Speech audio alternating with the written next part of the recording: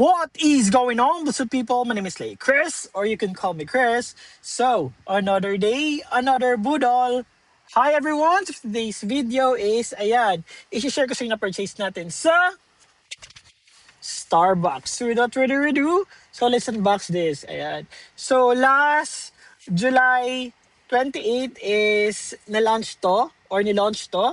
Ayan. So, if you remember, meron din si Starbucks na Bear Mugs na color pink and Bear Mugs na meron ako last, kailan ba yon? Last 3 months ago.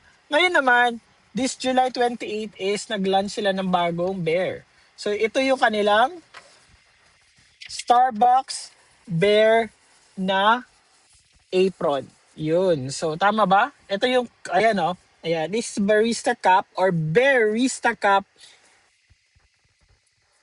Black Apron. Ayan. Okay, tama ba? Yeah, it's Barista Cup Bear Black Cup with apron.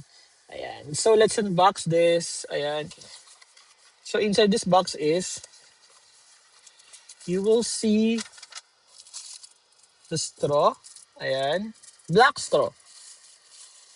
And, tanan! Wow! So, ayan. Ang cute niya. Yeah, if you remember, nag-unbox naman ako ng color. Ganito din, pero wala lang damit or wala lang siyang apron and may green cap siya. So, this one is yung mismong barista mismo ng Starbucks yung ano nila, yung bear nila. Ayan. Ayan. So, sa akin is yung cup nun is merong additional na something, but sa kanila sa bago is wala na, like direct na lang na lock or something. Wala na siya masyadong lock, anik-anik. Ayan. So, the manual, yung number something, and yun lang. The rest is